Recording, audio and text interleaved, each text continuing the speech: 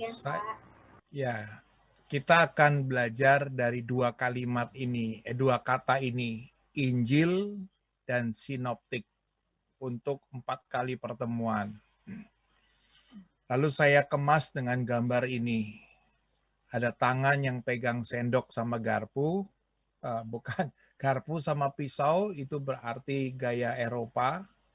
Ya, yang dimakan itu pasti roti, ya, daging, ya, bukan nasi. Ya, karena dikatakan manusia tidak hidup dari nasi saja, tapi dari roti dan lain-lainnya. Tapi di sini, di atas piring ini sudah berupa kitab suci.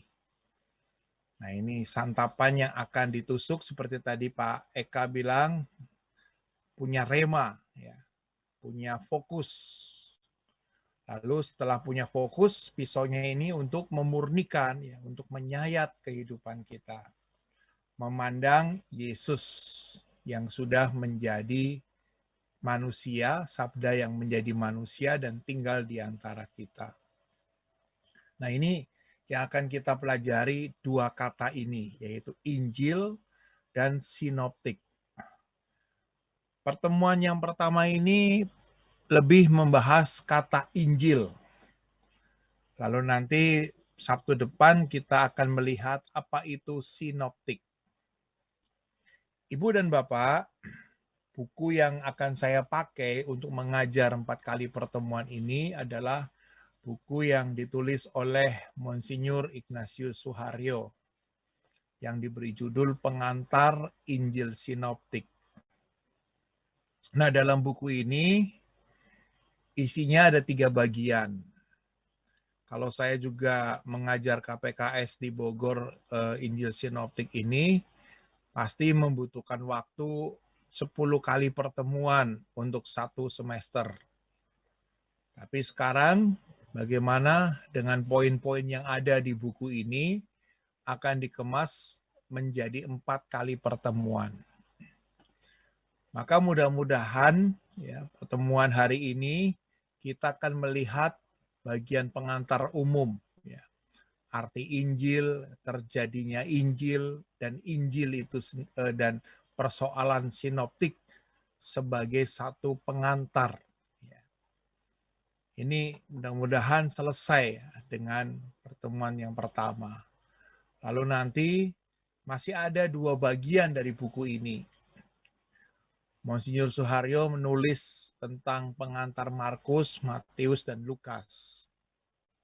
Tapi nanti dalam pertemuan kita, itu saya akan ambil bagian-bagian yang mewakili dari apa maksudnya kandungan dari Injil Markus, Injil Matius, atau Injil Lukas. Sebab kalau kita mengerti bagian yang pertama, pasti bagian yang kedua dan ketiga itu akan jauh lebih mudah kita kunyah, ya, kita dalami. Dan buku ini juga menarik di bagian ketiga, ada tahap pendalaman teks. Lalu yang Bapak Uskup pilih dalam konteks pendalaman teks itu tema tentang kerajaan Allah, tentang perumpamaan, tentang khotbah di bukit, tentang kisah perjamuan malam terakhir, lalu bagian terakhir adalah pemberitahuan tentang kelahiran Yesus. Nah, nanti bagian pendalaman teks ini akan saya ambil juga pada saat menjelaskan entah di bagian pengantar umum atau di bagian persoalan sinoptik. Jadi praktis, kita 4 kali pertemuan ini akan mencoba memahami di bagian ini, pengantar umum. Arti Injil, terjadinya Injil-Injil, dan persoalan sinoptik. Mudah-mudahan nanti dalam pertemuan kedua, ketiga, dan keempat, kita mulai memahami sebenarnya yang disebut dengan Injil sinoptik itu ada persoalan apa di balik itu. Nanti dalam cara saya membahas persoalan sinoptik, pasti mengangkat bagian 2 Romawi dan 3 Romawi ini. Saya kira itu yang akan kita dalami selama 4 kali pertemuan. Saya punya rencana pertemuan yang sekarang kita akan sampai pada ini. Arti Injil, terjadinya Injil-Injil. Lalu nanti minggu depan kita akan melihat persoalan sinoptik. Ya. Lalu nanti pertemuan yang ketiga, saya akan kupas ya dari Injil Markus, Matius, dan Lukas. Nampaknya yang menjadi dominan dalam konteks sinoptik itu adalah Markus. Maka nanti akan saya lihat ya secara lebih khusus dalam pertemuan yang ketiga tentang Markus. Dan nanti pertemuan yang terakhir kita akan lihat tentang Lukas. Karena antara Matius dan Lukas itu sebenarnya banyak sekali ya yang paralel. Nanti akan kita lihat mengapa harus Markus dan Lukas, karena itu cukup mewakili dengan durasi 4 kali pertemuan. Dan nanti tema-tema pendalaman teks akan dimunculkan pada saat saya menerangkan tentang Markus ataupun Lukas. Karena di dalam Injil Markus atau dalam Injil Lukas juga muncul tema-tema seperti kerajaan Allah, perumpamaan, khotbah di bukit, ya, kisah perjamuan malam terakhir, pemberitahuan tentang kelahiran Yesus. Nah ini kira-kira gambaran kita akan bertemu selama 4 kali. Ya. Nah intinya mengapa? Pasti bertanya, mengapa kok bagian arti Injil, ya, terjadinya Injil-Injil itu harus membutuhkan 2 jam pertama ini? Nah inilah yang mau saya tunjukkan caranya kita memahami kitab suci dalam konteks gereja Katolik, yaitu memakai pendekatan proses terjadinya satu kitab. Jadi kitab itu bukan tiba-tiba sudah jadi seperti itu. Mudah-mudahan penjelasan saya ini bisa membawa kepada Ibu Bapak untuk semakin memahami betapa panjangnya proses terjadinya Injil-Injil itu. Karena kita memahami betapa panjangnya, betapa lamanya, maka sangat sayang kalau kita menyia-nyiakan satu karya yang harus dikerjakan bertahun-tahun, lalu kita tidak menikmati karya itu ya secara khusus.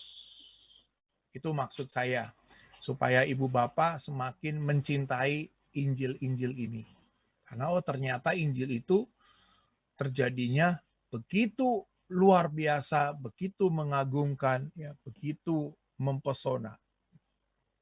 Nah, saya awali ya, dari buku ini dicetak 89.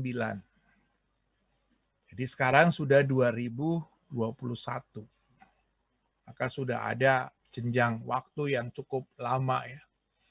Namun buku ini pasti menjadi referensi juga untuk studi-studi yang berkaitan dengan Injil Sinoptik.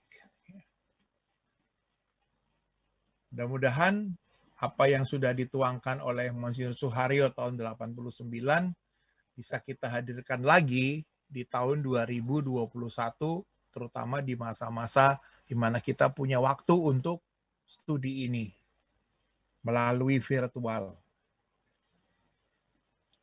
Nah, Injil itu di dalam dokumen Konsili Vatikan kedua nomor 18 bunyinya Injil itu merupakan kesaksian utama tentang hidup dan ajaran sabda yang menjadi daging, yaitu penyelamat kita. Jadi menurut dogma Gereja Katolik, bahwa Injil itu tidak sama dengan kitab atau buku, tapi Injil itu adalah kesaksian utama, ya. Jadi ada banyak kesaksian-kesaksian, tetapi ini yang prioritas, yang menyangkut hidup dan ajaran Yesus, yaitu sabda yang menjadi daging. Menurut Santo Hieronymus, kalau kita tidak mencintai kitab suci, maka kita tidak mengenal Yesus. Jadi memang begitu kita melihat Injil, memang pertama dimengerti itu buku, kitab. Tapi intinya Injil itu adalah kesaksian utama. Jadi tentang bagaimana hidupnya Yesus, apa yang diajarkan oleh Yesus. Dan ternyata hidup dan ajaran Yesus itu adalah juga penyelamat kita. Sehingga mau tidak mau kalau kita juga ingin memperoleh anugerah keselamatan, ya mengerti ramuan-ramuan keselamatannya itu bagaimana ya di dalam Injil ini.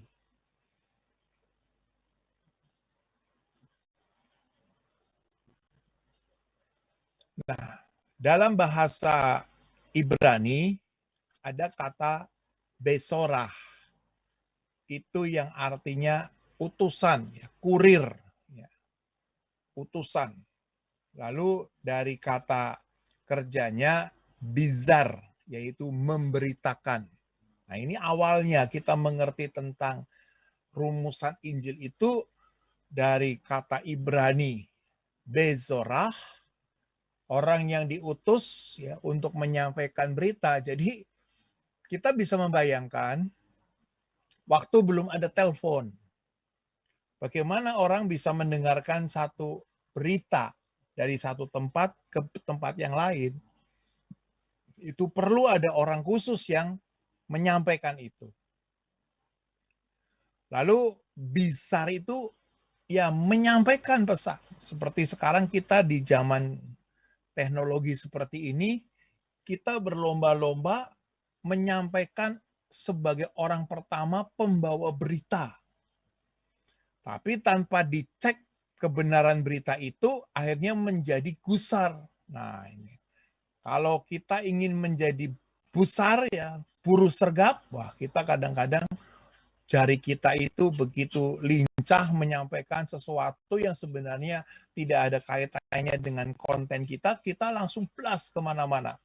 Akhirnya bukan apa itu Injil lagi yang dibawa, tetapi berita hoax. Nah sekarang kita sudah memakai yang namanya WhatsApp. Itulah utusan yang membawa berita. Jadi pada waktu itu ada, sebelum ada pesawat telepon, ya ada orang yang memang punya profesi ini. Lalu kata besorah atau dalam konteks bizar tadi diterjemahkan atau digunakan oleh orang-orang Yunani yang berbahasa Yunani, yaitu euangelion. Dalam bahasa Latinnya evangelium. Artinya mengabarkan. Nah, memberitakan sama mengabarkan itu sebenarnya punya kandungan yang berbeda. Kalau seorang pembawa berita itu membawa berita, ya kan? Bisa jadi nih, misalnya contohnya saya itu penyiar televisi. Saya memberitakan bahwa beberapa minggu yang lalu kapal KRI 402 tenggelam. Saya memberitakan, tetapi sebenarnya saya tidak ada kaitannya apa-apa secara personal dengan kapal itu. Tapi karena saya sebagai pembawa berita, saya sampaikan kepada pemirsa bahwa ada kapal tenggelam. Tapi kalau konteks euangelion atau evangelium itu, saya mengabarkan. Contohnya misalnya, nanti 2 hari lagi atau 4 hari lagi akan Idul Fitri. Jangan lupa THR. Nah, itu saya mengabarkan. Mengapa? Karena saya tinggal di kompleks yang tetangga-tetangga saya mayoritas sedang merayakan Lebaran. Saya mengabarkan karena apa? Idul Fitri itu juga menyangkut kehidupan saya. Saya ada di dalamnya. Terutama mulai minggu-minggu ini Rumah saya mulai kenyang dengan ketupat, ya dikirim ketupat dan seterusnya. Itu berarti saya mengabarkan. Tapi kalau saya lagi ngomong tentang kapal selam yang ada di Selat Bali, saya memberitakan. Nah, itu mulai Ibu Bapak mulai nangkep ya. Nah, sedangkan kata Evangelion itu bukan lebih pada kata besorah atau bisar, tapi lebih pada konteks bahwa yang menyampaikan itu ada di dalamnya, ikut terlibat. Lalu nggak tahu bagaimana, tentunya punya sejarah tersendiri, kata Evangelion yang nanti di dalam konteks terjemahan Melayu Arab, Evangelion menjadi Injil. Nah, bahasa Indonesia itu menerjemahkan Evangelion menjadi Injil melalui proses Melayu Arab. Orang Arab memakai kata Evangelion dengan nuansa Injil itu. Injil itu sebenarnya bahasa Arab. Nah, bahasa Inggrisnya gospel atau gospel. Nah, itu nggak tahu. Seolah-olah ada sesuatu yang pasti punya sejarah. Mengapa orang-orang Inggris menerjemahkan kata mengabarkan ini pakai kata gospel atau gospel. Nah, ini pemahaman kita. Jadi, nanti kalau disebut adalah evangelium atau evangelion, itu berarti bukan sekedar saya menyampaikan sesuatu tapi saya tidak ada dalam kondisi itu. Tapi yang namanya evangelion itu saya menyampaikan sesuatu tapi saya sendiri juga ada dalam ikatan emosi atau ikatan afeksi atau ikatan budaya atau apapun, pokoknya saya ada di dalamnya. Seperti tadi, 5 hari lagi akan datang Lebaran. Bagi saya itu menggembirakan, karena apa? Tetangga-tetangga saya pasti akan ngirimin ketupat sayur dan seterusnya. Itu. Tapi kalau saya ngomong bahwa ada kapal selam yang tenggelam di Selat Bali, ya saya memberitakan. Tapi berbeda kalau misalnya salah satu dari personil kapal selam itu adalah om saya ataupun saudara saya, maka saya mengabarkan, saya ikut merasakan duka bagaimana pada saat ada saudara-saudara kita, para tentara itu yang harus gugur dalam tugasnya. Tapi kalau saya tidak ada kaitannya itu, saya memberitakan. Nah, demikian juga pada saat kita berbicara tentang Evangelion, saya ada di dalam konteks yang sedang dibicarakan. Nah, muncul ya kata-kata ini di dalam kitab suci Perjanjian Lama, yaitu di Yesaya 52 ayat 7. Betapa indahnya kelihatan dari puncak bukit-bukit kedatangan pembawa berita yang mengabarkan berita damai dan memberitakan kabar baik, yang mengabarkan berita selamat dan berkata kepada Sion, Allahmu itu Raja. Sepintas Yesaya 52 ayat 7 ini tidak berbicara apa-apa untuk kita. Tapi kalau kita mencoba masuk ke dalam konteks Yesaya, ini adalah situasi waktu bangsa Israel ada di pembuangan Babel. Mereka dalam pengasingan, was-was. Menunggu berita apa yang terjadi di Yerusalem. Was-was. Jadi yang disebut di sini, betapa indahnya kelihatan dari puncak bukit-bukit kedatangan pembawa berita. Itu saya membayangkan di era tahun 90-an, kalau kita menunggu tukang pos, betapa harapan itu ya. Kalau ada kring-kring-kring, ya, tukang pos, wah senang banget. Ya, itu tukang pos itu membawa surat, dan suratnya itu pasti ya ada berita-berita apa. Entah berita dari pacar, atau berita dari orang tua, atau berita dari siapa. Itu kita punya perasaan seperti Yesaya 52 ayat 7 saat kita menunggu tukang pos. Nah, tukang pos itu disebut besorah. Dia utusan. Dia tidak terlibat di dalam cerita yang ada di dalam surat-surat itu. Tapi kita sendiri ya masuk ke dalam suasana surat yang dibawa si tukang pos itu. Demikian juga di sini pada waktu bangsa Israel ada dalam pembuangan Babel, ya, mereka punya hasrat dengan Yerusalem. Ada apa? Berita apa? Lalu kalau setiap kali ada orang dari bukit-bukit datang yang mengabarkan berita damai dan memberitakan kabar baik, yang mengabarkan berita selamat. Nah, ini berarti sudah mulai ada batas. Menurut Yesaya, tidak semua berita itu disebut euangelion. Tapi berita-berita yang positif, ya, yang damai, yang mengabarkan kabar selamat, itu euangelion. Lalu dari Yesaya 52 ayat 7, Rasul Paulus juga menyebutkan di dalam Roma bab 10 ayat 15.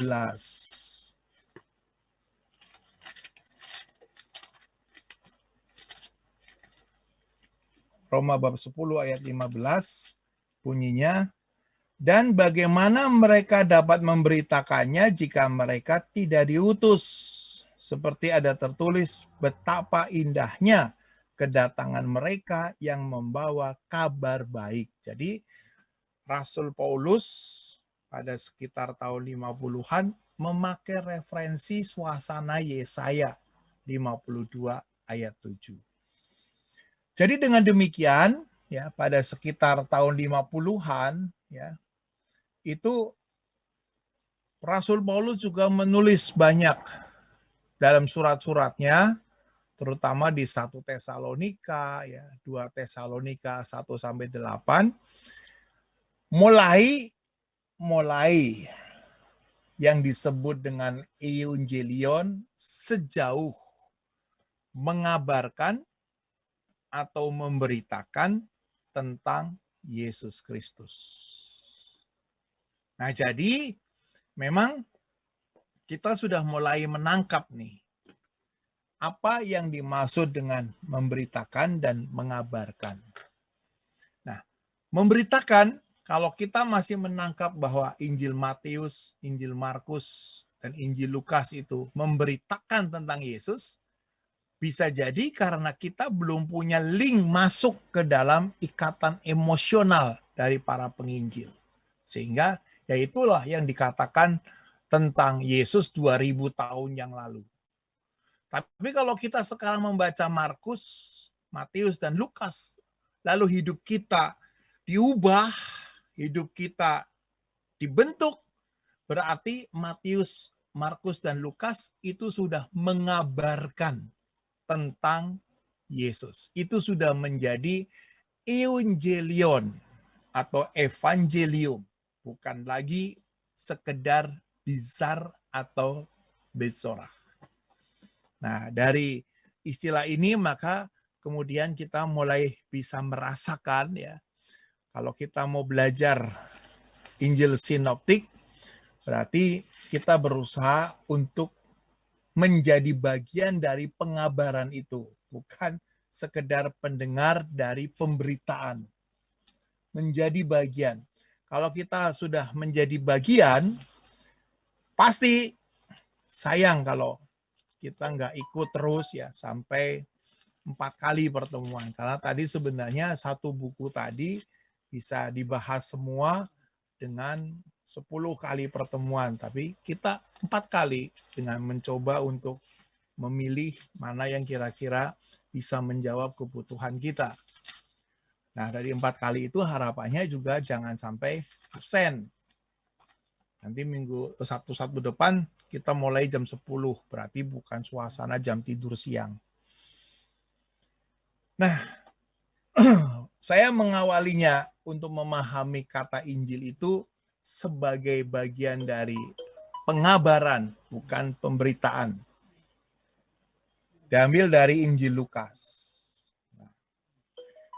Injil Lukas bab 1 Injil Lukas bab 4 ya. Ayat 18 bunyinya seperti ini.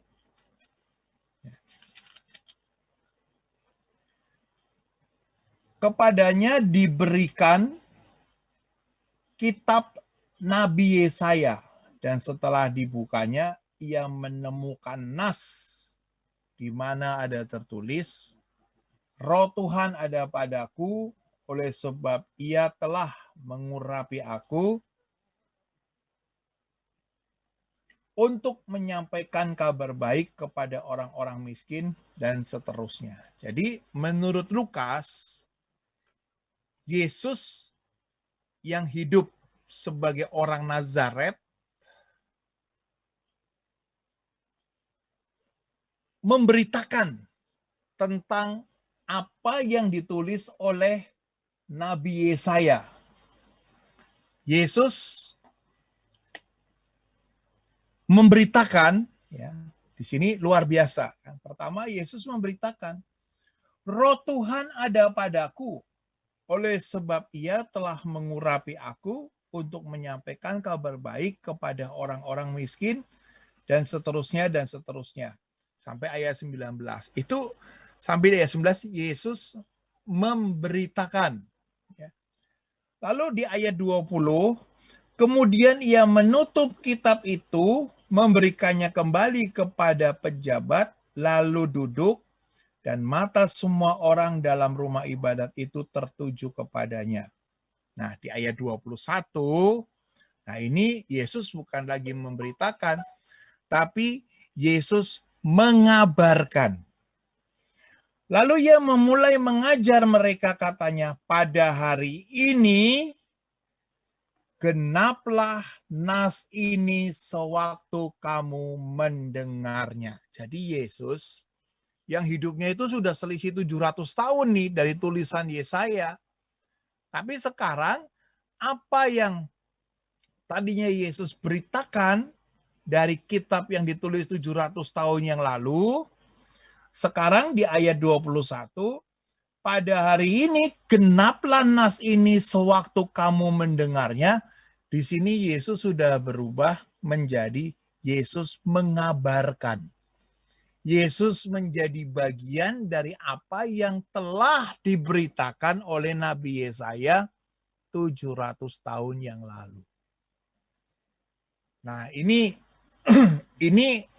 laporan dari Lukas yang mengatakan bahwa ada peristiwa ini. Lalu kemudian peristiwa di mana Yesus menyebut dirinya, saya sekarang mengabarkan apa yang diberitakan oleh Yesaya 700 tahun yang lalu, bahwa pada hari ini genaplah nas ini sewaktu kamu mendengarnya. Dalam bahasa Yunaninya namanya Evangelia. Mengapa Yesus begitu yakin, seyakin-yakinnya teks yang ditulis 700 tahun yang lalu Yesus katakan pada hari ini. Itulah yang tadi Pak Saudara Eka mengatakan supaya ada rema, ya. Dan Yesus menemukan rema dari bacaan itu.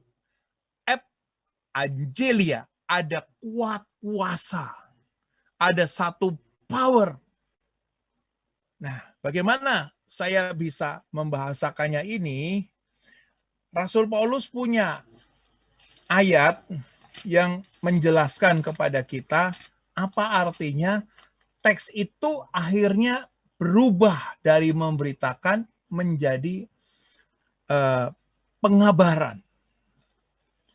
Di dalam 1 Korintus ya, bab 9 ayat yang ke-16. Nah, ini luar biasa. Jadi Paulus mulai punya satu keyakinan yang disebut celakalah aku kalau aku tidak memberitakan Injil. 1 Korintus bab 9 ayat 16.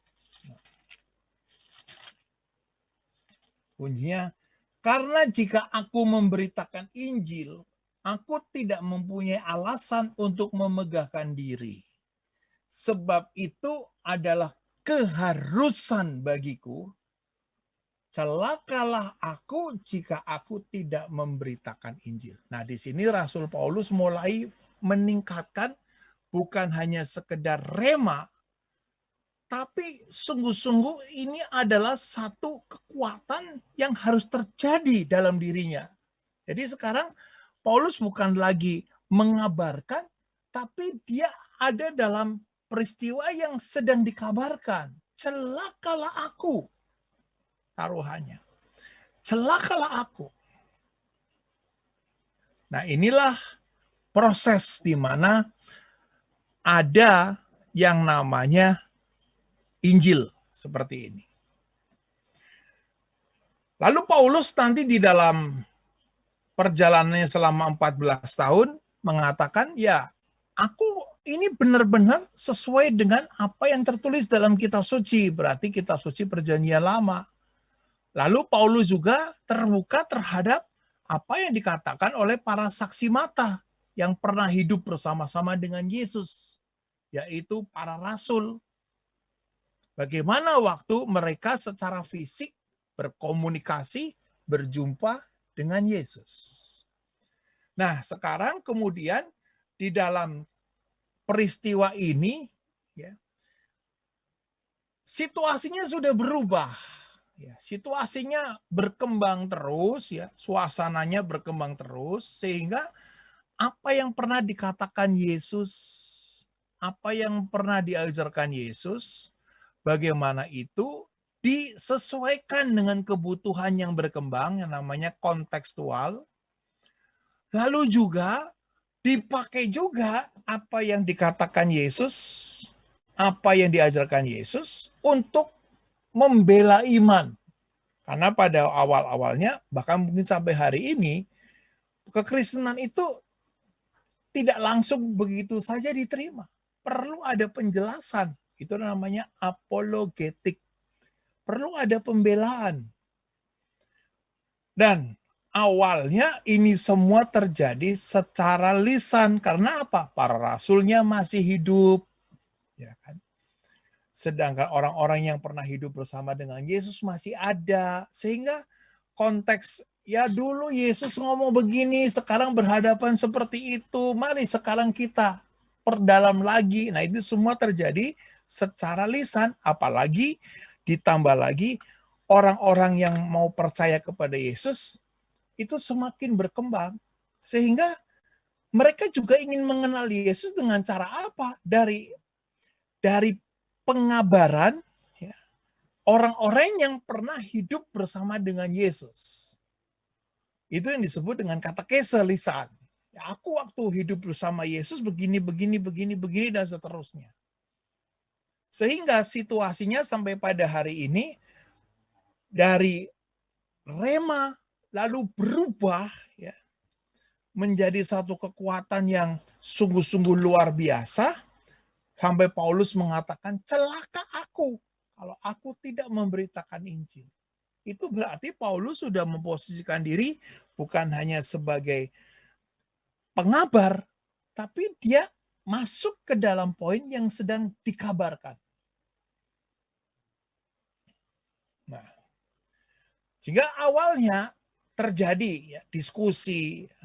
Kekristenan itu awalnya terjadi diskusi. Ya. Ini gambar gereja perdana di mana para saksi mata masih hidup, ya.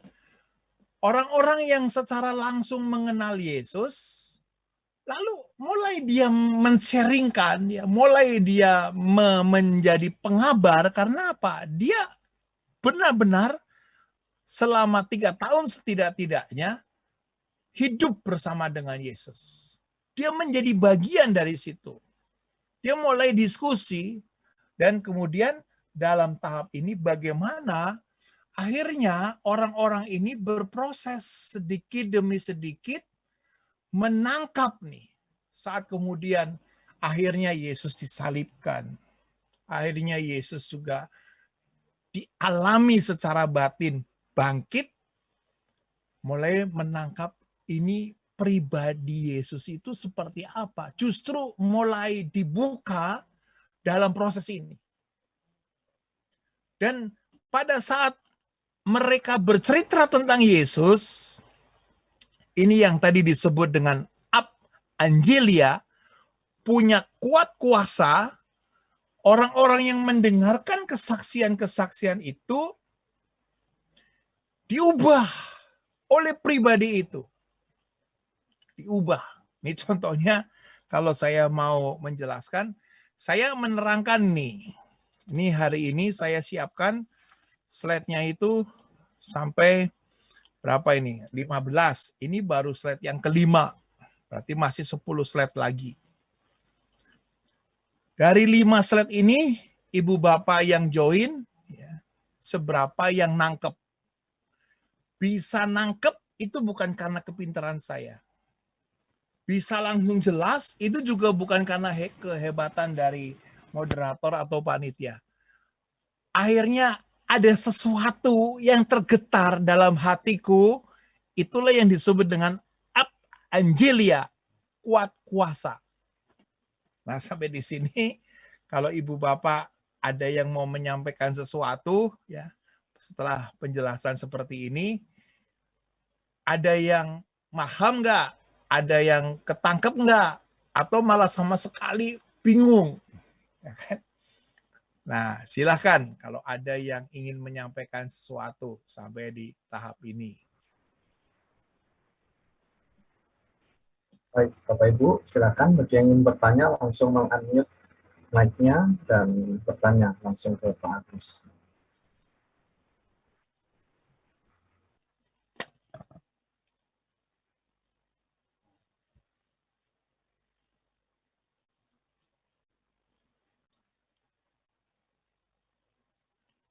Kebetulan ini sudah masuk bulan Mei, bulan Maria.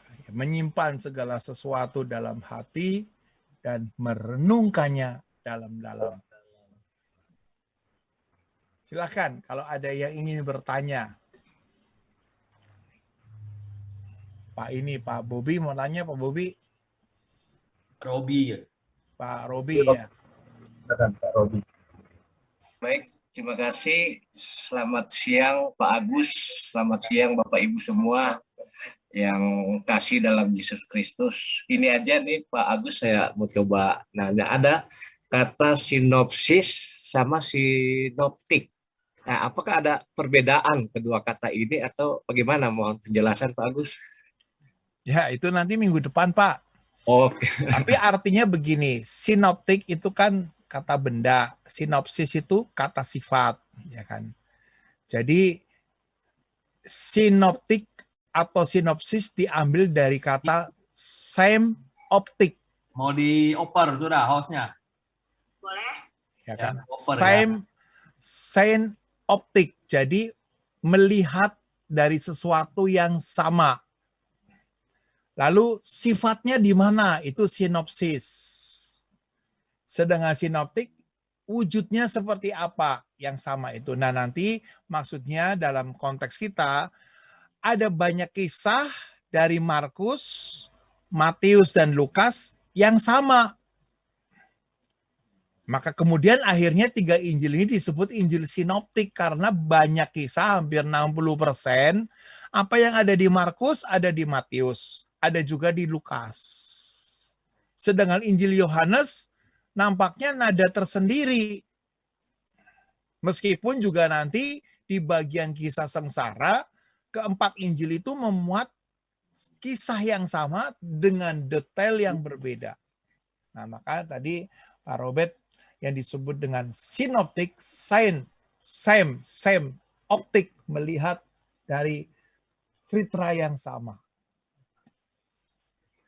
Nanti minggu depan akan sedikit lebih serius, akan saya tunjukkan ternyata untuk melihat Markus, Matius, Lukas sebagai Injil sinoptik, itu pun ada persoalan. Nah, itu persoalan. Bersyukur karena kursus ini tidak pakai ujian, nyantai aja.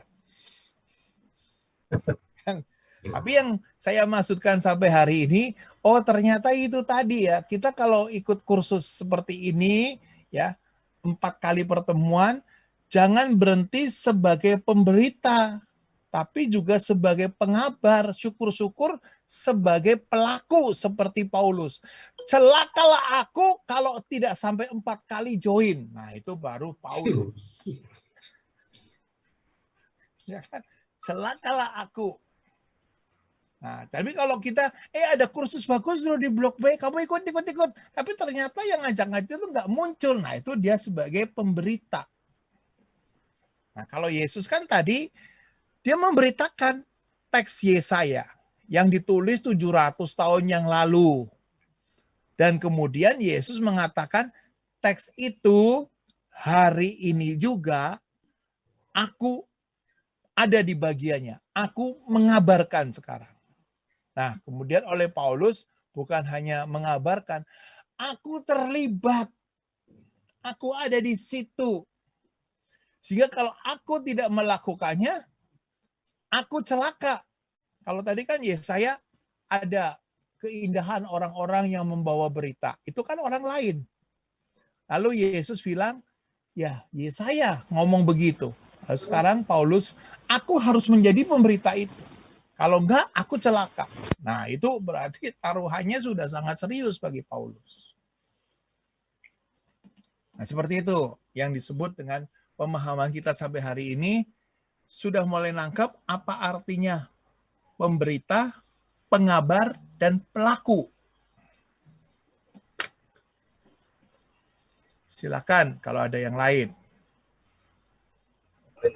Bagi yang ingin bertanya lagi, silakan. Oh, Pak Henry Wijin. Baik, silakan Pak. Bolehkah Injil itu kita samakan dengan sabda Tuhan Yesus? Baik. Sabda Allah. Sabda Allah. Kalau kita kan mendengarkan di dalam gereja, lektor, demikianlah sabda Tuhan. Itu berarti mencakup kitab suci, menyangkut tema liturgi yang ditentukan oleh tradisi, dan menyangkut ajaran gereja dari magisterium.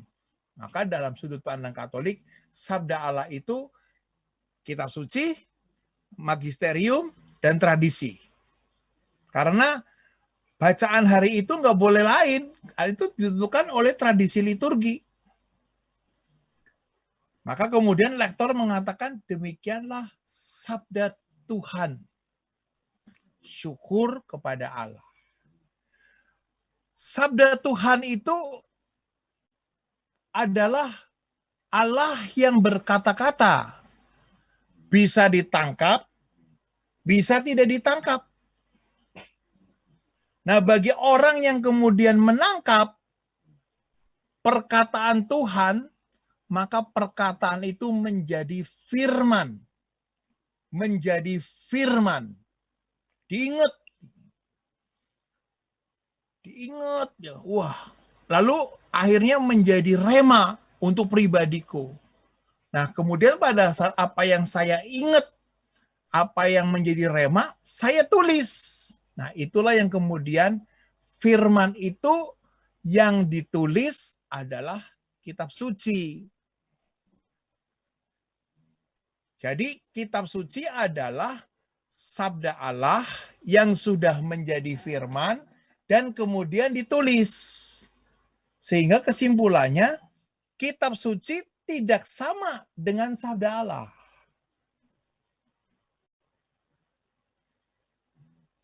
Nah, sekarang tadi saya jelaskan, Injil itu bukan buku pertama-tama.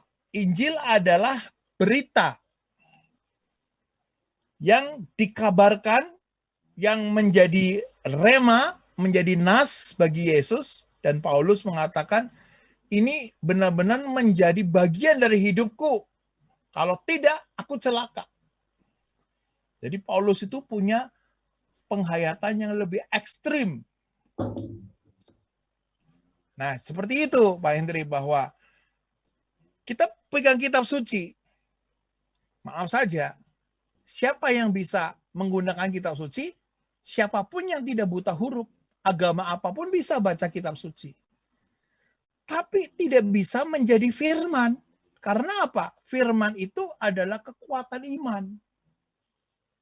Seperti saya juga bisa baca Al-Quran yang ada terjemahan Latinnya, tapi itu tidak bisa menjadi firman bagi saya karena saya tidak punya muatan iman dari situ. Saya juga bisa membaca kitabnya orang Buddha, kitabnya orang Buddhis, karena saya tidak buta huruf. Tapi kata-kata dalam kitab Buddhis, kitab Buddha, tidak bisa menjadi firman yang mengubah hidupku, nggak bisa, karena memang aku tidak punya muatan kepercayaan di situ. Saudara kita Muslim juga bisa baca kitab suci kita, karena dia tidak buta huruf. Tapi untuk bisa menjadi firman, harus ada kandungan kepercayaan. Nah, sedangkan sabda Allah sendiri itu tidak dibatasi yang tertulis saja. Ada sabda Allah pribadi, ada sabda Allah yang tertulis. Dan ada sabda Allah yang belum bisa ditangkap oleh keterbatasan manusia. Manusia itu menangkap ini karena manusia juga terbatas. Allah itu tidak bisa disamakan dengan apa yang sudah tertulis. Nah, mulai jelas ya bahwa Allah itu tidak bisa dibatasi hanya dengan sepetak buku. Karena itulah kemudian dalam Injil Yohanes dikatakan masih banyak hal-hal yang belum dituliskan. Sebab kalau semuanya dituliskan, maka seluruh dunia pun tidak bisa memuatnya.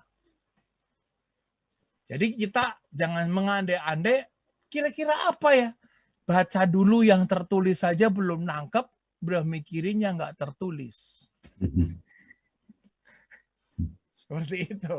Jadi baca dulu ini yang tertulis saja belum nangkep-nangkep, malah kita memikirkan yang nggak tertulis itu kira-kira apa. Seperti misalnya banyak orang mengatakan, kira-kira Yesus umur 13 tahun sampai umur 29 tahun kemana ya? Nah, kalau ada orang bertanya seperti itu kepada saya, kamu sudah baca belum Yesus sampai umur 12 tahun? Belum. Itu aja belum mau mikirnya 13 sampai 29 tahun. Ya kan?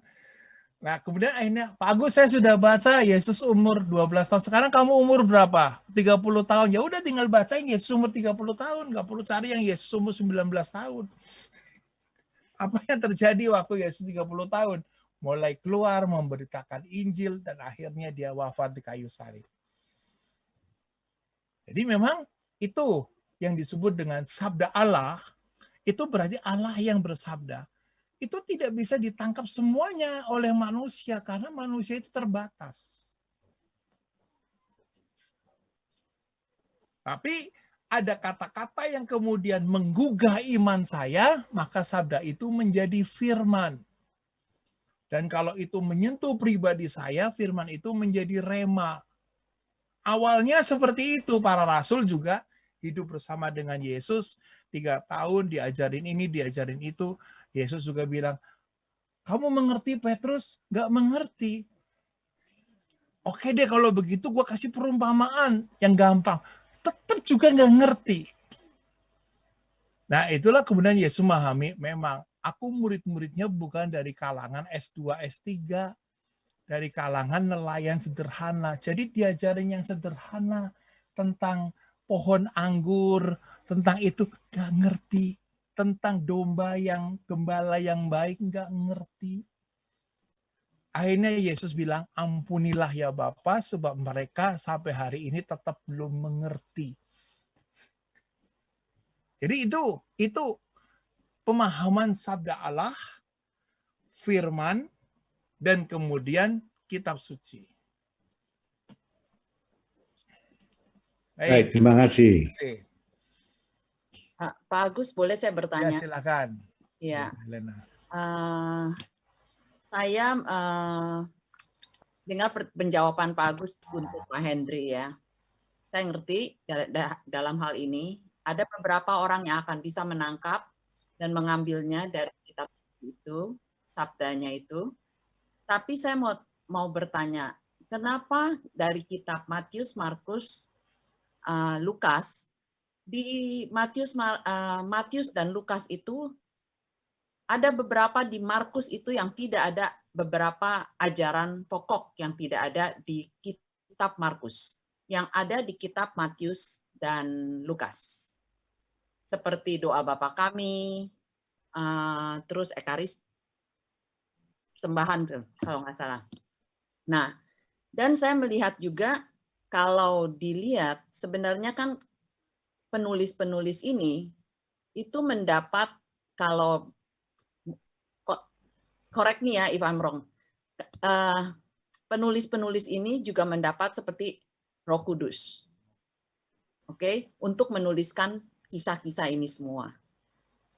Dengan tuntunan Roh Kudus mereka menulis semua ini.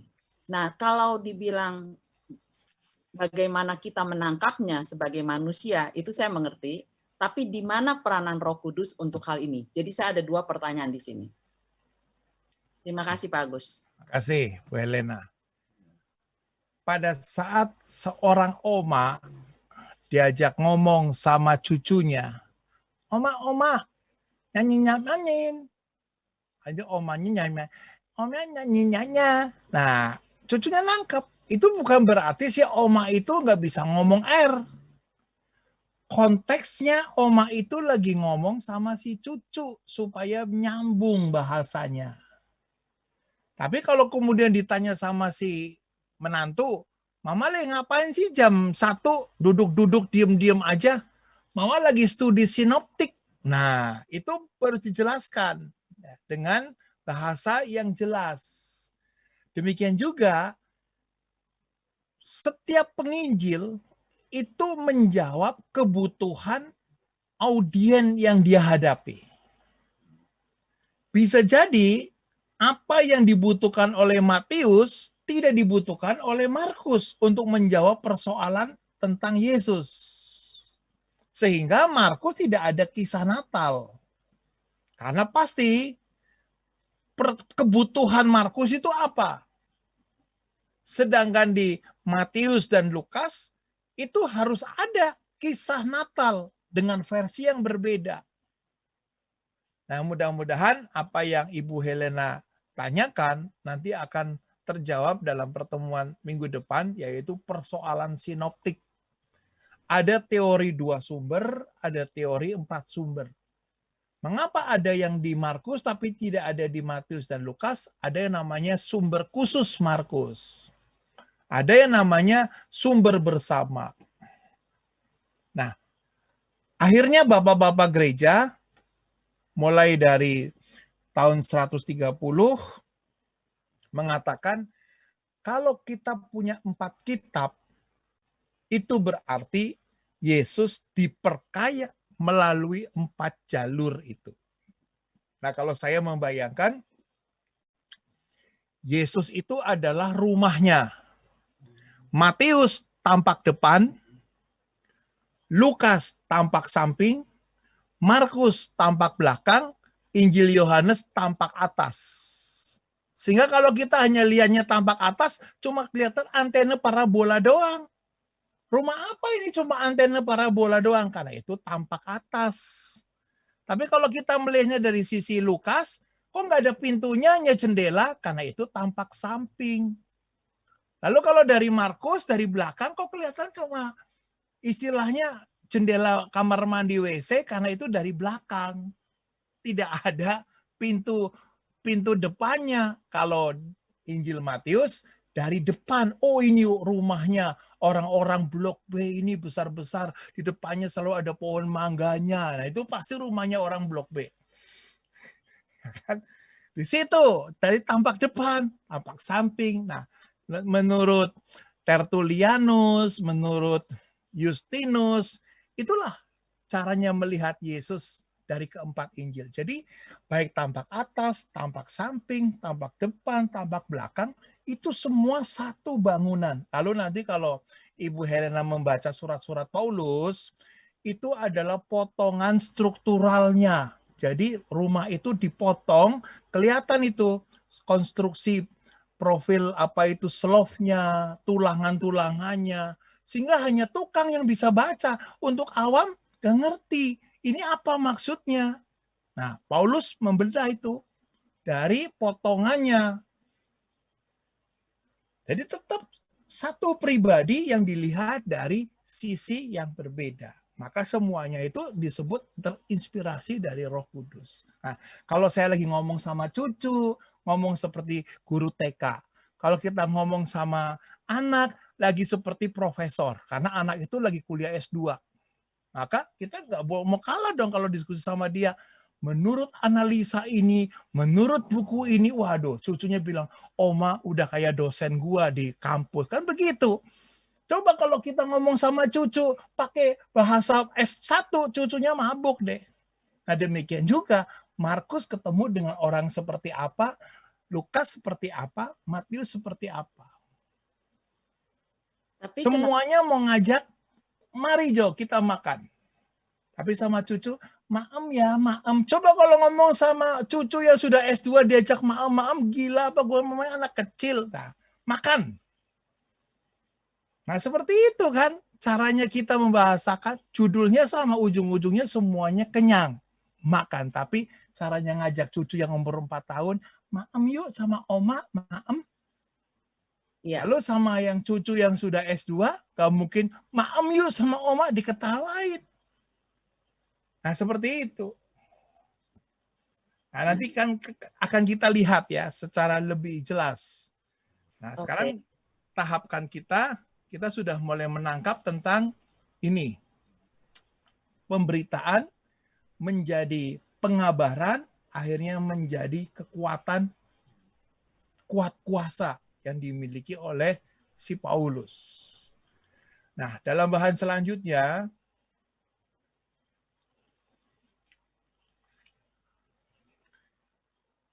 Yesus sebelumnya mewartakan kabar gembira telah menjadi yang diwartakan. Jadi Yesus ya, tadinya mewartakan. Peristiwa Yesus yang mewartakan, sekarang Yesus yang mewartakan menjadi diwartakan. Lukas tadi sudah mewartakan bahwa Yesus pernah mewartakan kabar gembira di Kapernaum pada saat masuk ke rumah sembahyang. Lalu sekarang Lukas mewartakan tentang Yesus. Lalu kemudian pemberitaan mereka berkembang karena mereka pernah hidup bersama dengan Yesus. Berkembang dan mulai diyakini dan ternyata mulai mengandung muatan firman yang artinya membangkitkan iman. Ngomong tentang Yesus, buluku merinding nih. Penasaran. Ini berarti isi pemberitaan itu telah punya muatan firman. Mudah-mudahan juga pada saat saya mengajar bagian ini, ibu bapak mulai menangkap, oh iya. Nah, itulah salah satu berapa persen yang disebut dengan punya daya guna. Berdampak membangkitkan pengetahuan. Tapi syukur kalau akhirnya membangkitkan iman, itu karunia Tuhan. Dan kemudian dari apa yang nangkep, kalau tadi kan di awal pengajaran ini, sediakan alat tulis, catatan, dan seterusnya. Ini kalau ibu bapak berminat, ini slide ini juga akan saya kirim ke panitia supaya bisa dinikmati lagi nanti malam. Ya. Berdampak membangkitkan iman, akhirnya apa yang diajarkan itu sedikit-sedikit ditulis ya. Bahan tradisi lisan itu kemudian mulai ada yang menulis, dan saya yakin juga dari teman-teman yang partisipan di sini ada yang dengan pendengaran langsung nangkep. Tapi kalau saya lihat seperti Ibu Tres, wah dia sudah siapkan dengan catatan dan seterusnya. Itu sudah mulai ditulis. Nah, Yesus yang kemudian tetap hidup dalam bentuk sabda yang ditulis, ini kisah-kisah Yesus itu kemudian mulai ditulis. Lalu Injil itu menjadi kuat kuasa. Evangelia punya kuat kuasa. Sampai Paulus tadi, kalau aku tidak memberitakannya, aku celaka. Dan pasti kalau ini bukan online ya, tapi offline ya, saya akan cek catatan dari ibu-ibu bapak yang mengikuti pelajaran saya, akan saya lihat catatan di bukunya seperti apa. Pasti masing-masing bentuknya beda-beda. Ada yang coret-coret, ada yang mungkin sambil ngantuk, mungkin sambil gambar pohon, sambil gambar gunung, dan seterusnya. Nah, itu berarti memang kita pada saat menangkap sesuatu, akhirnya kita tuangkan dalam bentuk tulisan. Dan Injil itu dalam disiplin ilmu sastra memakai bentuk sastra riwayat hidup, yaitu prosa. Namun Ibu Bapak, kekhasan dari si penulis ini, meskipun bentuknya prosa, tapi dia berhasil menampilkan Yesus yang dahulu, yang hidup 2000 tahun yang lalu. Kalau kita baca hari ini, itu seperti sekarang dia hidup. Itu kekuatan itu nggak tahu dari mana. Itulah yang tadi Ibu Helena mengatakan, itulah daya kekuatan Roh Kudus, diinspirasikan oleh Roh Allah. Kalau para penginjil itu selisihnya 30 atau 40 tahun dari peristiwa Yesus. Yesus yang hidup 40 tahun yang lalu waktu dituliskan, dibawa ke dalam situasi yang sudah berkembang 40 tahun kemudian, itu nampaknya itu masih tetap relevan. Seperti misalnya contohnya, di perpustakaan kita pasti punya banyak buku. Tapi buku yang nggak pernah kadaluarsa adalah kitab suci. Buku-buku lain kalau sudah dibaca ya sudah. Apalagi kalau namanya koran, hanya hari ini dibaca, buang. Selesai. Tapi kalau kitab suci, begitu sudah dicoret-coret, ya sudah kumal, kita beli lagi kitab yang sama, baru lagi kita mau. Nah itu kekuatan itu. Coba kalau kita beli majalah yang sudah pernah dibaca, kan nggak mungkin kita beli lagi majalah yang sama. Koran juga seperti itu. Buku-buku literatur yang lain juga seperti itu. Tapi kalau kitab suci, walaupun sudah rusak, karena dibaca berkali-kali, kita beli lagi baru. Atau karena hilang, beli lagi baru. Atau mungkin karena lupa disimpan di mana, beli lagi baru. Sehingga pada saat pandemi seperti ini, bongkar-bongkar, kita punya 10 kitab suci. Karena terselip di sana, terselip di sini, lalu ketemu semua. Jadi itulah kekuatan kitab suci itu memakai peristiwa pribadi yang 40 tahun yang lalu, tapi dibahasakan dalam bahasa sekarang. Dan ini jenis sastra yang sungguh-sungguh luar biasa. Mengapa bisa terbentuk seperti ini? Karena kondisi orang-orang yang membutuhkan tulisan-tulisan itu. Nah, Injil yang kita miliki dalam bentuk tulisan adalah sabda dan karya Yesus yang sudah ditafsirkan oleh para saksi dan pelayan firman. Bahan-bahan tersebut diolah, ditafsirkan,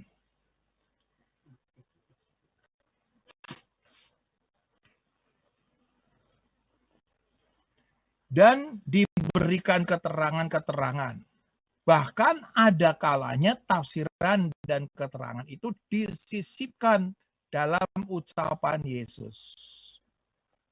Lalu keyakinan teologis dari si penulis itu juga menanggapi masalah-masalah jemaat-jemaat tertentu yang berpusat pada kehidupan dan ajaran Yesus dari Nazaret, pribadi yang hidup. Jadi disinilah kuncinya.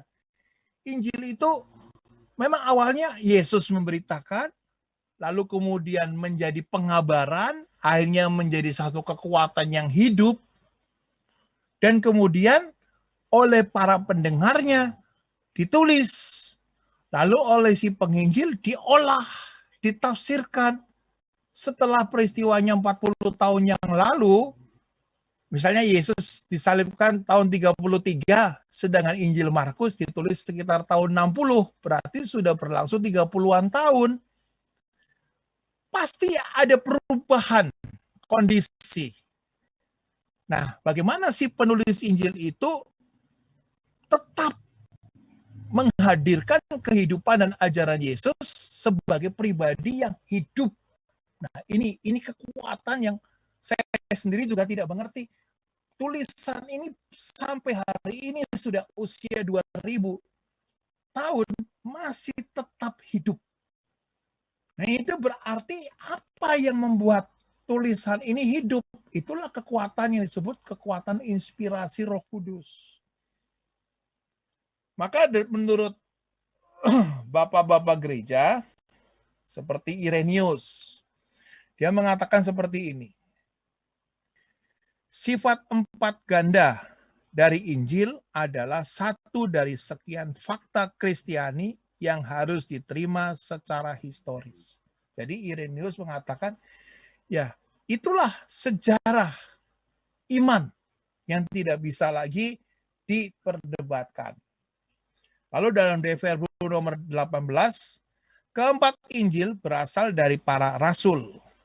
Dengan ilham roh ilahi, diteruskan secara tertulis kepada kita. Nah, jelas, Deverbum nomor 12, itu dari hasil para rasul, dengan ilham roh ilahi, diteruskan secara tertulis tentang Yesus, sehingga kita bisa mengenal hidup dan ajaran Yesus. Lalu Bapak gereja yang kedua, Justinus. 4 tulisan tentang satu Injil. Disebut Injil-Injil bentuk jamak yang di dalamnya terdapat Injil tentang Kristus yang terjabar dalam keempat penginjil. Jadi istilah dari bapak-bapak gereja inilah yang kemudian bisa membantu kita memahami mengapa ada 4 Injil tentang Yesus Kristus. Lalu bapak gereja yang ketiga, Tertullianus. Dalam karya-karyanya membatasi, jadi Tertullianus itu seorang banyak yang menulis buku dia. Dia mengatakan, dalam karya-karyanya aku membatasi diri. Diambil hanya dari bahan Injil yang sudah dikanonisasi, yaitu Matius, Markus, Lukas, dan Yohanes. Yang ditempatkan sebagai sumber berwibawa khusus karena konteks penulisannya adalah pada dekade para rasul. Jadi menurut Tertullianus, Matius, Markus, Lukas, Yohanes itu hasil warisan dari zaman para rasul. Maka dia menempatkan 4 buku itu sebagai literatur khusus. Dan akhirnya, sampai hari ini kita mengikuti pandangan dari Origenes, yang pandangannya lebih umum, bahwa sudah lama ditetapkan mengenai kedudukan keempat Injil untuk tidak dipersoalkan kewibawaannya sebagai sabda Allah di dalam gereja Katolik.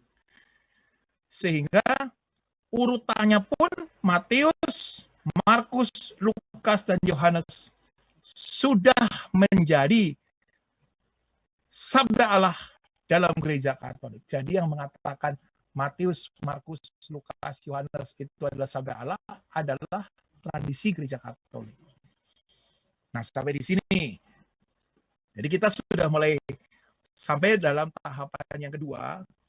Kalau tadi tahapan pertama, Yesus yang memberitakan, akhirnya pemberitaan itu menjadi pengabaran, dan Paulus membuat itu menjadi satu kekuatan dalam dirinya.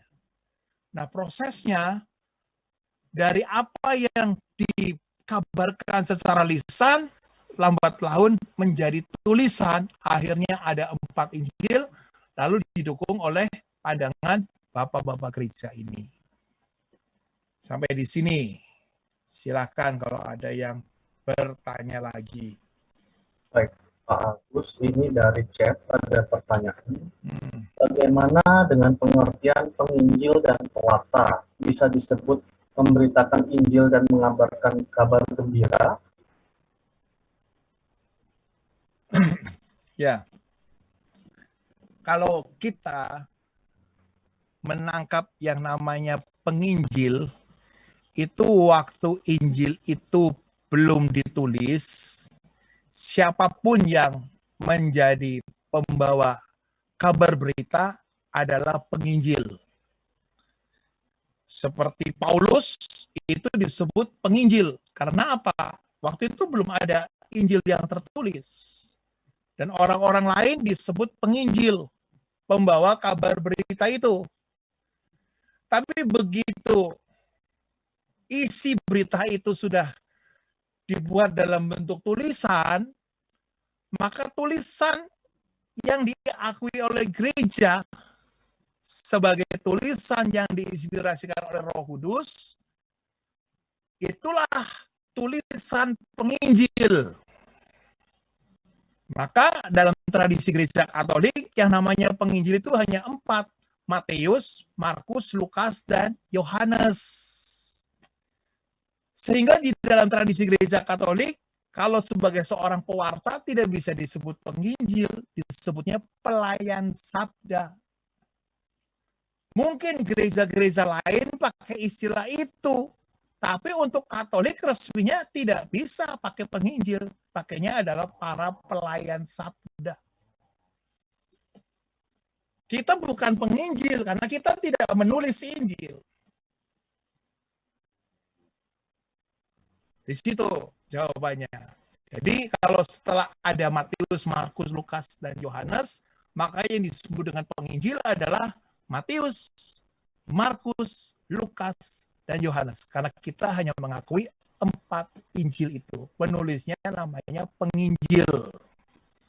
Tapi kalau orang yang sekarang sedang menjadi pewarta, dia disebut penginjil. Tapi pelayan sabda dalam istilah liturgi gereja Katolik, di dalam doa syukur agung pun didoakan, doakanlah mereka juga para pelayan sabda, bukan para penginjil. Jadi kalau Eka juga sebagai pewarta di Sekina tidak bisa disebut penginjil muda, dia pelayan sabda muda. Pelayan sabda.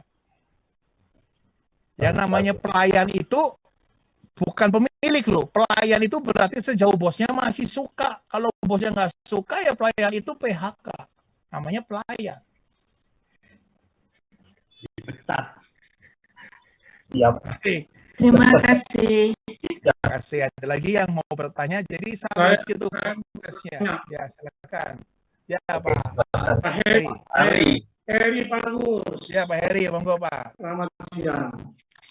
Pak Agus, dari penjelasan yang Pak Agus sampaikan, saya mau tanyakan, apakah tulisan para penulis Injil atau apakah sabda yang disampaikan kepada jemaat itu semuanya bisa diimani bahwa itu adalah sabda Tuhan langsung? Itu pertanyaan saya. Terima kasih Pak Gus. Terima kasih. Ya, tadi ada satu kalimat kan. Pertama Yesus. Yesus adalah pribadi yang ngomong. Yesus adalah pribadi yang mengajar. Lalu kemudian Yesus juga punya orang-orang yang mendengar dia ngomong langsung. Ini adalah para saksi mata. Lalu para saksi mata ini mengingat apa yang diomongin oleh Yesus. Setelah Yesus disalibkan, justru mereka ditanya macam-macam. Dalam diskusi, dalam perdebatan. Akhirnya mereka berkembang. Lalu kemudian pada tahap ini, penjelasan dari para saksi mata, ada yang mulai menulis dengan penggalan-penggalan kecil. Ini para saksi mata kan bukan robot. Akhirnya dia juga berhenti sebagai manusia. Generasi para saksi mata selesai. Sedangkan kisah ini tetap menggebu-gebu bagi banyak orang. Karena kebutuhan inilah para penginjil mengolah tulisan-tulisan tadi, atau mungkin ada orang-orang yang masih juga hidup, diajar langsung oleh Petrus, diajar langsung oleh Paulus, ya. Lalu diolah, ditulis untuk kebutuhan yang lebih sistematis. Markus akhirnya menulis Injil dengan kebutuhan sekitar tahun 60. Lukas dan Matius kebutuhan tahun 80. Sedangkan Yohanes kebutuhan tahun 100. Nah, makanya saya mengatakan yang disebut dengan langsung, ya seperti ini. Langsung sumbernya tidak diragukan, itu berasal dari hidup dan ajaran Yesus yang seperti itu. Tapi bentuknya pasti sudah melalui satu proses perkembangan. Pasti. Nah, itu yang disebut dengan langsungnya seperti itu. Karena apa? Dalam iman kita tidak mengenal yang namanya nuzulul Injil, nggak ada. Injil yang tiba-tiba diturunkan dari langit, lalu sudah jadi, itu nggak ada. Tapi melalui suatu proses seperti tadi. Begitu Pak Heri. Baik. Maaf Pak, Ya. maaf Pak Agus. Oke, terima kasih. Saya mau penegasan sekali lagi Pak Agus. Jadi, ucapan-ucapan yang disampaikan oleh para rasul atau yang ditulis di dalam perkembangan selanjutnya dalam iman gereja Katolik, itu kita imani juga sebagai sabda Tuhan. Begitu Pak Gus ya? Ya, kan Ya, oke. selalu kan kita mengatakan, jangan perhitungkan dosa kami, tapi perhatikanlah iman gerejamu. Oke. Oke Pak Gus. Jadi memang kita mengatakan bahwa Injil itu hanya 4, Matius, Markus, dan Lukas, karena itu adalah iman gereja. Karena itulah Agus, kita selalu ada yang saya katakan. mau tanya. Ya, silakan Ibu Maria Bondan. Ya, silakan Bu Maria. Sorry, saya bertanya. Ya, silakan. Bu Bondan. Itu karena ajaran Pak Agus atas dorongan Roh Kudus, ajaran lisan ini dikenal dengan sebutan tradisi suci. Selain secara lisan, para rasul dan tokoh-tokoh Bapak Gereja itu dari ilham Roh Kudus ini menuliskan amanat keselamatan tersebut yang dijadikan buku ya Pak, yang dikenal sebagai kitab suci. Nah, pertanyaan saya, untuk menjamin kemurnian daripada penurunan Wahyu Kudus ini, apakah ada pengaruhnya dengan tugas magisterium? Iya, pasti. Halo? Ya, pasti. Karena tadi bahwa Jadi kita tugas tidak magisterium ini, memakai, ya, kita tidak memakai paham sola scriptura. Sola Kita Scriptura, memakai ya, oke. paham kitab suci, tradisi, dan magisterium. Kalau kita Magisterium, memakai oke. 3 unsur itu, maka itulah sabda Allah. Oke. Nah, ada gereja lain yang hanya melulu hanya kitab suci. Sola Scriptura, ya. Tapi kalau Katolik memakai 3 dimensi yang tidak bisa dipisahkan. Ya. Kitab suci, tradisi, dan magisterium. Oke. Ya. Baik, Kalau ya. dengan kitab Deuterokanonika, Pak, Nah, itu nanti dibagi. lagi. Ya, itu bukan lain lagi, bahwa 7 kitab itu memang ditolak oleh daftar kanon agama Yahudi Oh, tahun iya. 98. Karena agama Yahudi menolak semua yang berbau asing. Kitab-kitab Deutero itu pada waktu itu tidak ditemukan yang berbahasa Ibrani, tapi berbahasa Yunani. Ya. Sedangkan gereja Katolik berkembang dalam konteks Yahudi diaspora yang memakai kitab-kitab berbahasa Yunani. Ya. Sehingga 7 kitab itu menjadi bagian dari kitab suci kita berdasarkan tradisi gereja apostolik. Sedangkan saudara kita Protestan pada abad ke-15, akhirnya mereka mengatakan memakai daftar kanonnya agama Yahudi yang tidak memuat 7 kitab itu. Ini kemudian perjanjian lamanya kita dengan mereka berbeda. Karena faktor bahasa. Tapi kemudian pada tahun 1945, di Bukit Qumran ditemukan naskah-naskah Deutero yang berbahasa Ibrani. Ada memang. Ya, sehingga tesis dari sekolah Yahudi itu menjadi gugur setelah adanya dokumen Qumran. Tapi masalahnya kalau saudara-saudara kita Protestan tidak mengubah. Tidak mau menerima, ya Pak. Ya kan, harusnya setelah adanya dokumen Qumran, harusnya kalau begitu juga Deutero menjadi bagian dari kitab suci. Namun secara praktis, kalau kitab suci harganya sama, yang satu pakai Deutero, satu tanpa Deutero, kira-kira kita beli yang mana? Harganya sama. Itu ekonomis pasti beli yang tebel lah.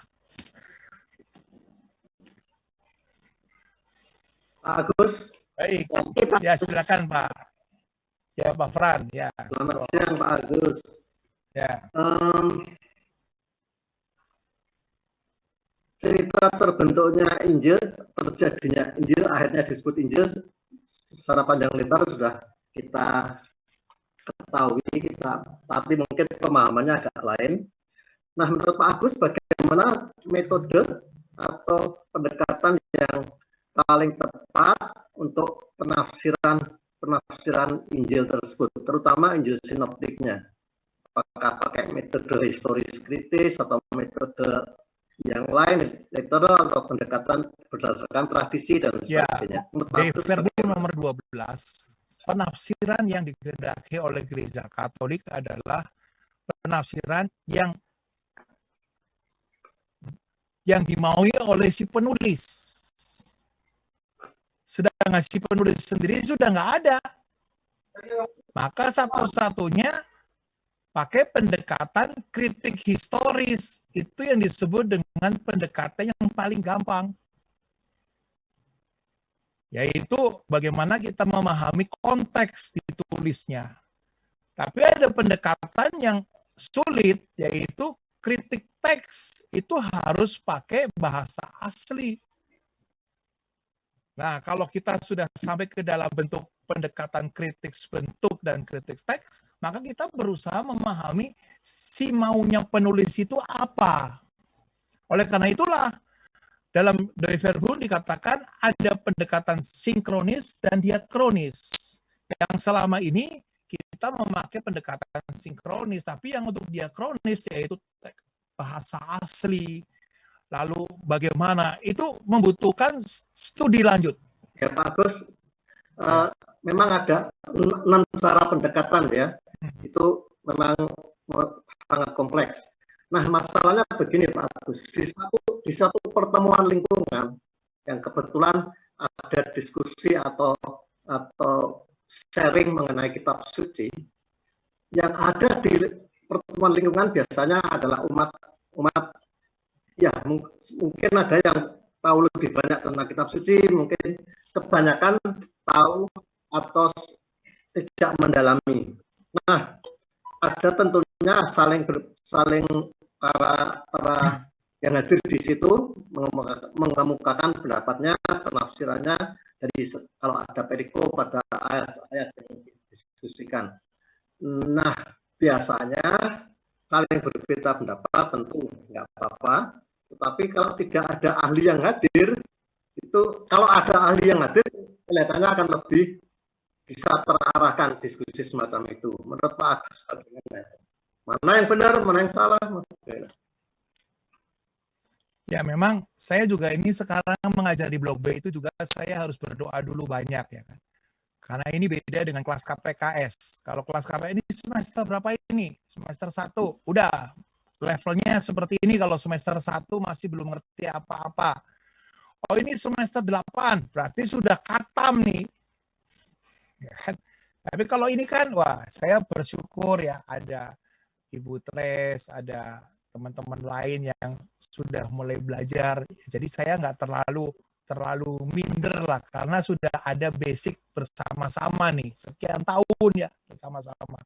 Nah, pertemuan pertama ini akhirnya saya mulai mengerti. Nanti pertemuan kedua levelnya bagaimana. Kalau penjelasan saya tadi masih sangat sulit, katakan supaya nanti untuk berikutnya saya lebih yang ringan-ringan. Untuk dapat saya tidak sulit. Ya kan? Oke, baik. Nah, jadi pada saat kita juga mau menghadapi pertemuan lingkungan, jangan seperti kuliah eksegese.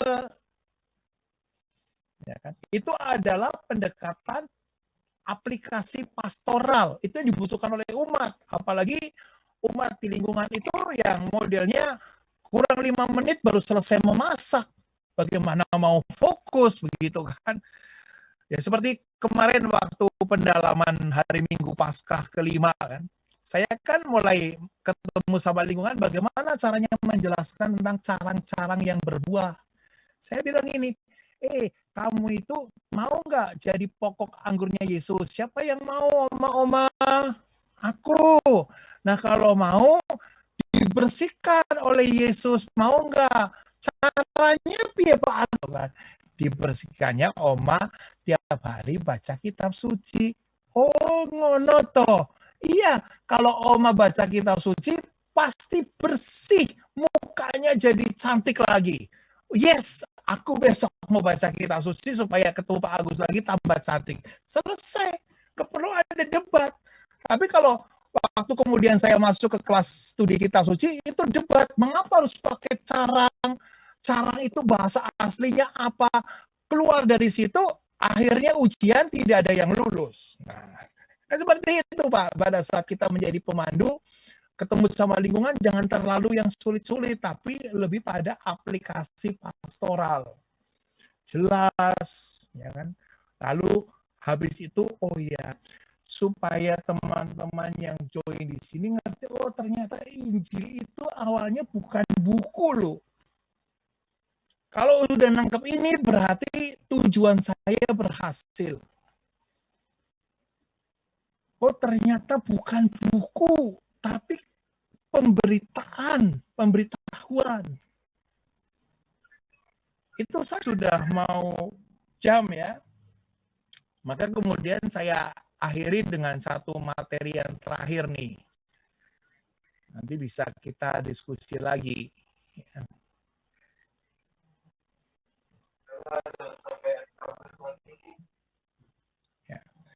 Rekonstruksi 5 tahap. Nah ini yang dipakai di buku Monsinyur Suharyo tentang pengantar sinoptik. Dia menjelaskan rekonstruksi 5 tahap ini. Pertama, ada tahap hidup publik Yesus. Pada tahap ini, waktu Yesus hidup, dia diskusi tentang Mesias. Bahwa Mesias itu sudah dikatakan sejak dari perjanjian lama. Dan Yesus menyebut dirinya, aku menggenapi itu. Akhirnya ujung-ujungnya, apa yang diajarkan oleh Yesus diakhiri dengan hukuman mati. Itu tahap hidup publik Yesus.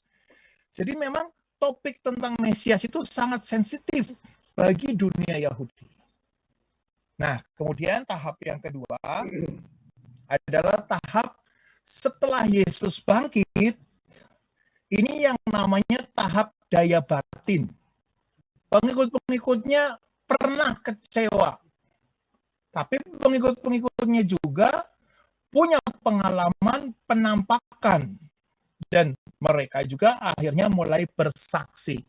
Namun, Ibu Bapak, pada tahap kedua ini, Injil tidak melulu hanya dalam lingkungan Galilea atau Palestina. Tapi Injil ini sudah mulai dibawa ke dalam lingkungan Helenisme, yaitu kebudayaan Yunani, dengan kepercayaannya kepada dewa-dewi. Nah, orang-orang Helenisme ini sangat suka dengan agama baru. Begitu ada agama baru, dia suka mendengarkan. Kalau cocok, dia ikuti. Sama seperti orang-orang seperti dulu nenek saya. Dia bukan orang Kristen, dia orang kejawen. Kalau mau cari keris itu dari Jawa Barat sampai Jawa Timur dia kunjungi semua. Petilasan ini ada yang lebih hebat, dia datangin. Dia datangin sampai ke ujung Banyuwangi, dia datangi untuk mendapatkan keris. Pokoknya ada informasi, ada sesuatu yang baru, dia cari. Nah itu gaya Helenisme seperti itu. Sehingga waktu ada kelompok Kristen yang mengatakan orang mati bisa bangkit lagi. Ih, masa sih? Nah dia ikut.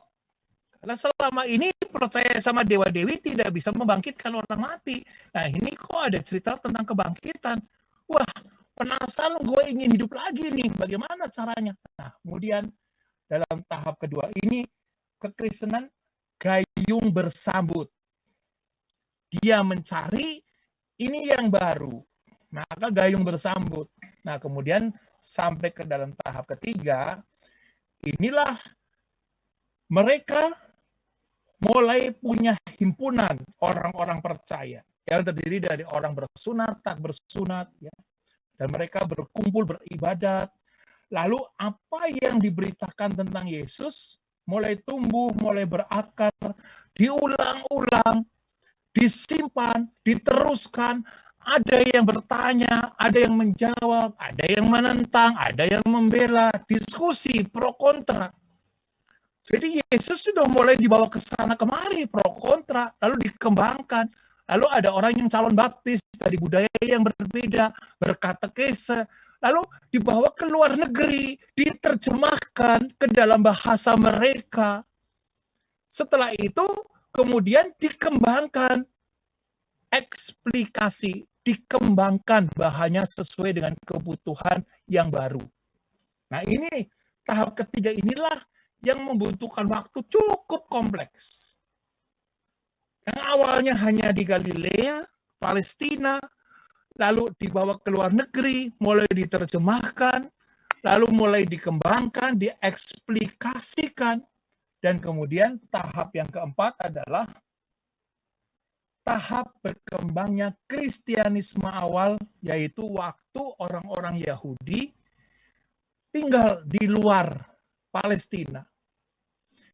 Gereja mulai hidup mewartakan tentang Yesus untuk komunitas Yahudi yang tinggal diaspora, tapi juga dalam lingkungan politeisme, yaitu dewa-dewi, kepercayaan kepada dewa-dewi, mistik-mistik, dan seterusnya. Sehingga pada tahap ini muncullah syahadat singkat, seperti tertulis dalam 1 Korintus 15. Atau ada madah. Lalu ada proses di mana perjanjian lama mulai ditafsirkan untuk kebutuhan politeisme, bukan kebutuhan Yahudi semata. Jadi perjanjian lama mulai ditempatkan untuk kebutuhan segala bangsa. Dan tahap yang terakhir adalah tahap redaksi. Nah, tahap redaksi inilah akhirnya orang-orang yang pernah hidup bersama dengan Yesus meninggal, entah sebagai martir atau karena sakit dan usia. Tapi tahap redaksi ini adalah sekitar tahun 60 sampai dengan tahun 100 Masehi. Lalu akhirnya apa yang ditulis dalam tahap redaksi kemudian ujung-ujungnya menjadi sabda Allah perjanjian baru. Nah, sampai di sini penjelasan kita pada hari ini. Sekarang kita buka lagi diskusi sampai waktu yang ditentukan oleh moderator. Baik. Pak Agus, ini dari chat ada pertanyaan dari tentang sudut pandang kitab-kitab Injil. Kenapa? Sedangkan Injil Yohanes punya teologi lain lagi. Luka Yohanes itu mengatakan begini, sebentar lagi kamu tidak lagi bersama-sama aku. Maka ku pesan yang terakhir harus seperti apa kamu. Itu Injil Yohanes. Ya, jadi boleh dari bab 1 sampai bab 21 itu lebih pada pesan-pesan terakhir Yesus sebelum dia meninggalkan para rasulnya. Pak Agus, Ya, silakan. singkat sekali, apakah Matius pengarang Injil itu bukan Rasul Matius, Pak? Bukan, Pak. Bukan Matius pemungut cukai maksudnya kan? Karena ada Matius. Ya, tapi Matius Rasul, Pak ya, bukan? Ya, artinya bahwa tidak langsung, ya, tidak langsung. Karena apa?